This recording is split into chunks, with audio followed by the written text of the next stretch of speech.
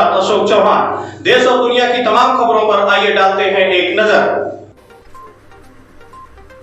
आजमगढ़ में कोरोना की द्वितीय लहर के बढ़ते संक्रमण के दृष्टिगत पूर्व IAS PMO MLC AK Sharma की अध्यक्षता में सर्किट हाउस के सभागार में कोविड-19 प्रबंधन के संबंध में बैठक संपन्न हुई। MLC AK शर्मा ने कोरोना के संक्रमण को कम करने के संबंध में जिलाधिकारी को निर्देश दिया कि जो सर्विलांस टीम व निगरानी समिति RRT टीम बनाई गई है उसको रीऑर्गेनाइज करते हुए बराबर मॉनिटरिंग करते रहें। आगे उन्होंने कहा कि तहसीलवार जो कोविड कंट्रोल रूम स्थापित किया गया है उन सभी कंट्रोल रूम में गाड़ी उपलब्ध कराना सुनिश्चित करें।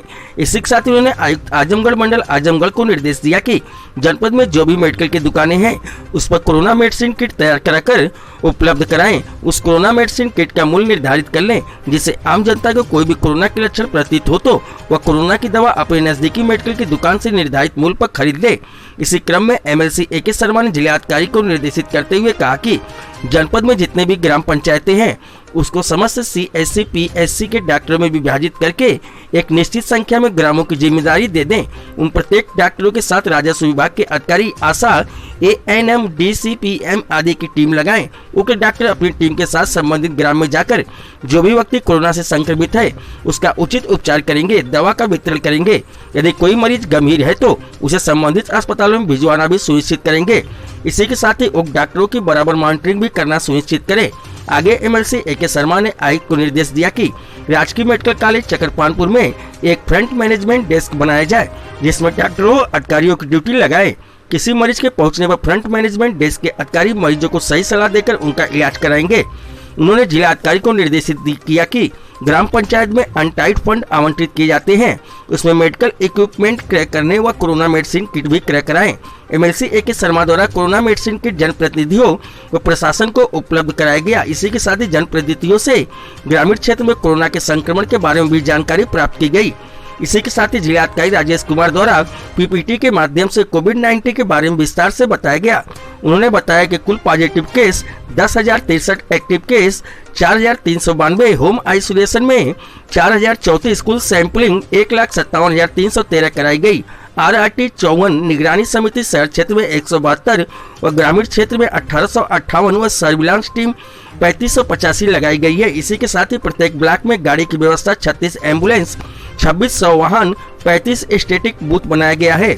आगे जिलाधिकारी ने बताया कि राजकीय मेडिकल कॉलेज में 300 ऑक्सीजन बेड, 60 ICU बेड, 100 सैया बेड, अतरौलिया में 100 oxygen bed, 4 ICU bed, lifeline hospital में 100 oxygen bed, 5 ICU bed, Rama hospital में 70 oxygen bed, 2 ICU bed, Vedanta hospital में 50 ऑक्सीजन बेड, 4 ICU बेड व साई हॉस्पिटल में 60 ऑक्सीजन बेड व 6 ICU बेड, इस प्रकार 880 ऑक्सीजन बेड व 57 ICU बेड की व्यवस्था की गई है। इसी के साथ ही रेलवे बस स्टैंड पर कोरोना की जांच हेतु 60 टीमें लगाई गई हैं एवं जिले में एक समस्त तहसीलों में 7 ग्राम पंचायतों में 1858 क्वारंटाइन सेंटर बनाया गया है। MLC AK शर्मा द्वारा कोरोना के रोकथाम के लिए की गई तैयारियों हेतु प्रशासन को बधाई दी गई। इस अवसर पर आयुक्त आजमगढ़ मंडल आजमगढ़ विजय विश्वास पंत, जिलाधिकारी राजेश कुमार, पुलिस अधीक्षक सुधीर कुमार सिंह, SP ट्रैफिक सुधीर जायसवाल, मुख्य चिकित्सा अधिकारी डॉक्टर AK मिश्रा, राजकीय मेडिकल कॉलेज चकरपानपुर के प्रधानाचार्य ACMO डॉक्टर YK राय आदि उपस्थित रहे। न्यूजीलैंड भारत के लिए अमित खरवार की खास रिपोर्ट। काफ़ी हद तक अब नियंत्रण में है। मैं वाराणसी में काम करते हुए मऊ मंडल, आजमगढ़ मंडल के जिलों से भी संपर्क में था और माननीय कमिश्नर श्री विजय पंत साहब से, यहाँ के DM से, आजमगढ़ के DM, मऊ के DM, बलिया के DM से मैं लगातार संपर्क बनाए हुए था और जो मेरे से मदद हो सकती थी वो मैं करता रहा हूँ। लेकिन आज मुझे लगा कि प्रत्यक्ष चल करके अपने उन जिलों को जब देखा जाए क्या स्थितियाँ हैं, तो मैं सुबह मऊ आया और मऊ में भी जिलाधिकारी, SP और CMO से बात हुई। हॉस्पिटल की भी, जिला अस्पताल की भी मैंने मुलाकात किया। वहाँ जो कुछ करने जैसा जो हो रहा है, बहुत अच्छा काम हो रहा है। सभी अधिकारी बड़े उत्साह से, बड़े कमिटमेंट से लगे हुए हैं। वहाँ भी देखा और वहाँ बातचीत हुई।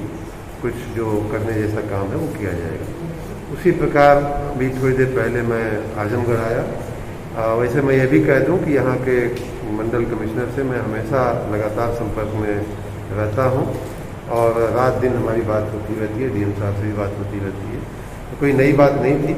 लेकिन फिर भी प्रत्यक्ष आने में और ख़ास करके जनप्रतिनिधियों से मिलकर के उनकी क्या जानकारियां हैं और उन जानकारियों को प्रशासन के साथ साझा करवाने का काम मैंने सोचा था और हुआ भी है।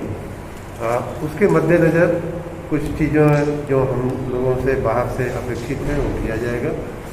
दवा का या ऑक्सीजन की जो आपूर्ति है पिछले दिनों में बहुत बढ़ी है, लेकिन फिर भी उसको और भी बढ़ाने की शायद आवश्यकता है तो बढ़ाई जाएगी।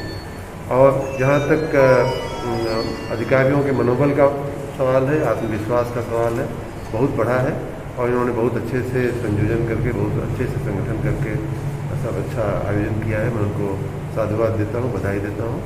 अपने तरफ से जो चीज़ें करने जैसी हैं वो की जाएंगी आने वाले दिनों में।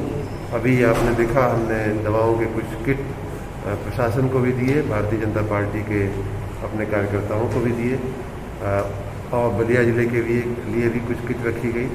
उसी तरह से मऊ में भी देकर के आया हूँ। मेरा आग्रह है कि इस तरह की जो दवा की किट है वो 100-125 रुपये की एक किट बनती है, लेकिन सामान्य आदमी उसे समझ नहीं पाता। तो उसको सुलभ हो जाए अगर स्थानिक रूप से या तो प्रशासन या पार्टी पहुंचा दे उसको, तो उसे लेने में कोई परहेज नहीं होता, कोई दिक्कत नहीं होती। वो लेकर के तुरंत वो प्राथमिक दिनों में, पहले दिनों में लक्षण जब मिलते हैं उसी समय अगर हम उसका उपचार कर लें तो काफ़ी हद तक समस्या कंट्रोल में आ जा रही है, बिगड़ने न दें केस को। उस आशय से ये किट बनवाई गई है।